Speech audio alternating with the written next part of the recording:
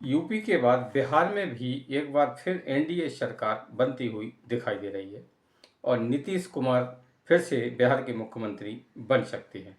ये हम नहीं कह रहे हैं, ये ओपिनियन पोल के जो ऑनलाइन सर्वे आए हैं उसमें ये बात निकल के आ रही है कि एनडीए एक बार फिर बिहार में सरकार बना सकता है। चैनल को सब्सक्राइब कर बेल आइकन प्रेस करें ताकि हमारे नए वीडियोज आपको मिलते रहें।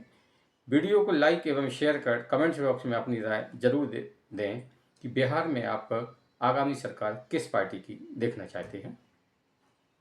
चलिए अब आपको डिटेल से हम इस वीडियो में बताते हैं।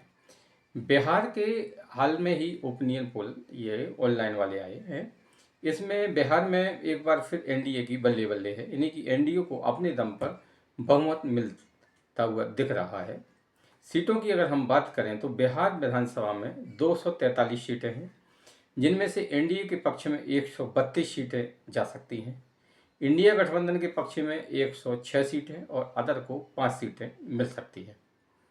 अब हम बात करें कि बिहार की जनता एक बार फिर नीतीश कुमार को क्यों चुन रही है, तो उसके पीछे वजह यह है कि नीतीश कुमार के नेतृत्व में बिहार की छवि बदली है और बिहार विकास के पथ पर अग्रसर है। पिछले 20 साल से नीतीश कुमार बिहार के मुख्यमंत्री हैं। कभी वे इंडिया गठबंधन के साथ रहे, कभी वे एनडीए के साथ रहे। ऐसे में लोगों की पर लोगों का, जो बिहार के लोगों का है, भरोसा नीतीश कुमार पर कम तो हुआ है लेकिन समाप्त नहीं हुआ।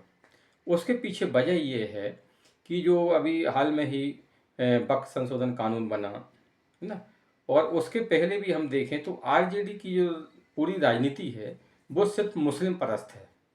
यानी आरजेडी हर मामले में सिर्फ मुसलमानों को ही खुश करना चाहती है, मुस्लिम तुष्टीकरण करना चाहती है। हिंदू तो आरजेडी की राजनीति में कहीं दिखाई ही नहीं देती हैं। दिखाई कुछ देते हैं तो मुसलमान और यादव, और भी भले ही तेजस्वी यादव और लालू फैमिली ये कोशिश कर रही है कि ओबीसी, दलित, तमाम हम जो वर्ग हैं उनको जोड़ लें, लेकिन फिलहाल तेजस्वी यादव ओबीसी, दलित वगैरह के और सवर्ण जो वोट हैं हिंदुओं के, वो उसको अपने पक्ष में लाने में असफल ही रहे हैं। इसका कारण ये है कि तेजस्वी यादव जब भी कोई मुस्लिम समाज के खिलाफ कोई भी बात होती है तो उसके लिए तो तुरंत खड़े हो जाते हैं। हिंदुओं पर अगर जुल्म होते हैं, दंगे में अगर हिंदू मारे जाते हैं, जैसे बंगाल में दंगे हो रहे हैं, हिंदू पलायन कर रहे हैं, हिंदुओं के घर में आग लगाई जा रही है, उनकी माँ बहनों की असमत लूटी जा रही है, तो इस पर आरजेडी का मुंह नहीं खुलता। आरजेडी ये समझती हैं कि हिंदुओं को समझ में नहीं आता है, तो ये आरजेडी की सबसे बड़ी भूल है।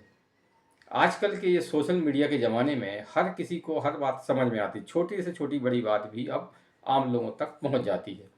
क्योंकि आदमी चाहे एक शहर का हो, गांव का हो, हर आदमी के पास में मोबाइल है, टीवी है, तमाम तरह के वो सोशल मीडिया पर जुड़े हैं।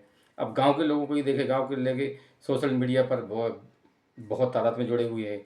अब घर घर में देखें आप तो कहीं कहीं गांव के लोग रील भी बना रहे हैं, बड़े वीडियोज भी बना रहे हैं, है ना। इंस्टाग्राम हो, फेसबुक हो, है ना, हर जगह आपको पूरे देश के लोग जुड़े हुए मिलेंगे, कोई ना कोई किसी न किसी सोशल मीडिया प्लेटफॉर्म पर जुड़ा हुआ है। ऐसे में आरजेडी अगर समझती है कि हिंदू मूर्ख है, वो मुस्लिम मुस्लिम करते रहेंगे, मुसलमानों को तुष्टीकरण करते रहेंगे और हिंदू कुछ नहीं समझ में आए, कुछ नहीं करेंगे, हिंदू भले ही खामोश है लेकिन वो विधानसभा चुनाव में आरजेडी को ऐसा जवाब देगा कि आरजेडी को भी समझ में आ जाएगा और एक बार फिर आरजेडी के हाथ से सत्ता फिसलती हुई दिख रही है। वक्फ बोर्ड को लेकर जिस तरह से तमाम जो सेकुलर दल हैं इंडिया गठबंधन के हैं, उन्होंने नीतीश कुमार और नायडू पर दबाव बनाने की कोशिश की। तमाम मुस्लिम संगठन हैं, उन्होंने नीतीश कुमार को टारगेट किया कि नीतीश कुमार एनडीए को छोड़ दें, मोदी सरकार गिर जाए, लेकिन नीतीश कुमार ने ऐसा नहीं किया और वे न केवल उन्होंने मोदी सरकार का समर्थन किया बल्कि वक्फ कानून का भी पूरी दम से समर्थन किया। इससे मुस्लिम वर्ग नाराज है।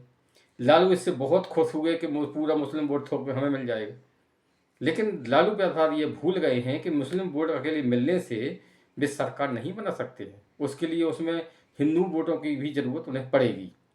भले ही लालू और पूरी फैमिली ये मुस्लिम तुष्टीकरण के लिए सभी सीमाएं पार कर चुकी है और उसी सीमा को पार करने का नतीजा है कि हिंदू बिहार में आरजेडी से बेहद नाराज है और वो एक मुश्त एनडीए के पक्ष में जा रहा है और जहां हिंदू जाता है वही उसी पार्टी की सरकार बनती है। नीतीश कुमार एक बहुत ही होशियार राजनेता हैं, इसलिए मैं ऐसा कह रहा हूँ क्योंकि वे लंबे समय से राजनीति करते रहे हैं। अटल बिहारी वाजपेयी अडवाणी के काल के वे नेता हैं। अटल बिहारी वाजपेयी सरकार में मंत्री भी रहे हैं, इसलिए भी बात अच्छी तरह से जानते थे कि एक ध्रुवीय राजनीति उनको महंगी पड़ सकती है। यानी कि अगर वे मुस्लिम मुस्लिम करेंगे और वक्त कानून के विरोध में एनडीए छोड़ देते हैं तो उन्हें हिंदुओं की नाराजगी झेलना पड़ती, और जो आज आरजेडी के साथ हो रहा है वो जेडीयू के साथ भी होता। इसलिए नीतीश कुमार ने अपनी पूरी गोटियां बड़ी अच्छी से और सावधानी से बैठा ली हैं, इसलिए वे एनडीए में बने हुए हैं और हो सकता है कि वे अगले चुनाव के बाद फिर बिहार के मुख्यमंत्री बन जाए।